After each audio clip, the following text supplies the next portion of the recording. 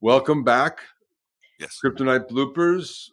Maybe someone will learn from our mistakes. I Will, hope so. I think you have a holiday treat to tell us about. Why don't you go first? I get to go first this week? Yes, that's That my is a Christmas holiday present treat. to My you. stocking is It's a getting Christmas opened early. miracle. Yeah.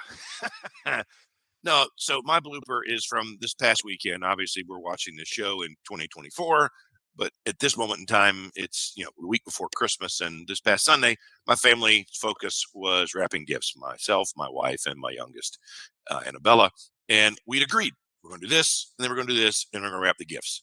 We got a plan. My kryptonite can be that I get hyper focused on something, don't change or shift, and my daughter wanted to mix things up after we'd already agreed to a plan. And I was like, no, this is what we agreed to.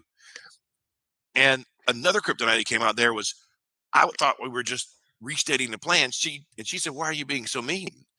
And I was like, oh, I'm sorry. I didn't know I was. And it was that brusque and abrupt side of my technical personality that impacted the fun of wrapping gifts on Sunday. So I had to apologize. I was forgiven. That's why they call you Captain Fun and Commander Vacation. Oh yeah, no, I'm a barrel of monkeys. I'll tell you.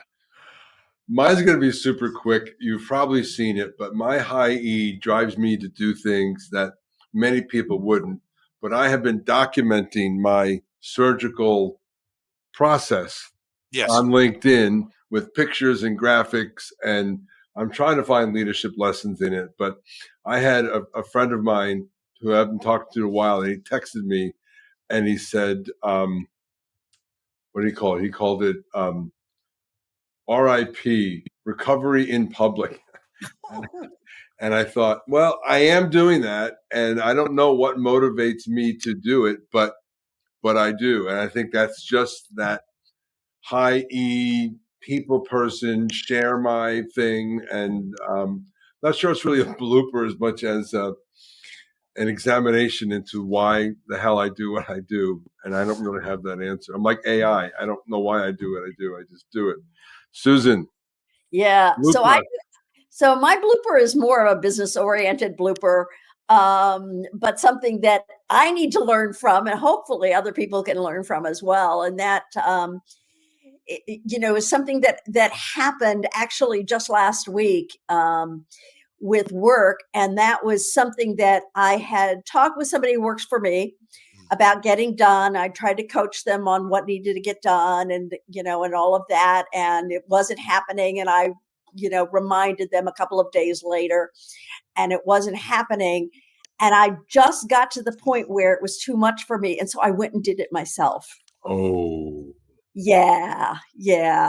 And so, I mean, that's such a blooper in so many ways. Yeah, but you needed to get it done. And yeah. So it was my desire to get it done on the time frame that I thought was appropriate. And the person afterwards said, why did you do it? I told you I was going to do it. And it was because they weren't doing it in the time frame that I wanted them to do it in. Yep. Were they aware of your timeline? Yeah. What? Were they aware of your timeline? Or was that internal clock? No. They were aware of my timeline. I had communicated my timeline. But still, I didn't bother to say, okay, why isn't it getting done in this timeline? I didn't, I just finally, it was an example of me when I was like, okay, suddenly it's like too much. I got to go take action, go do something, And so, yeah, that wasn't good. You're a work in progress with the rest of us. Bye, everyone. Bye.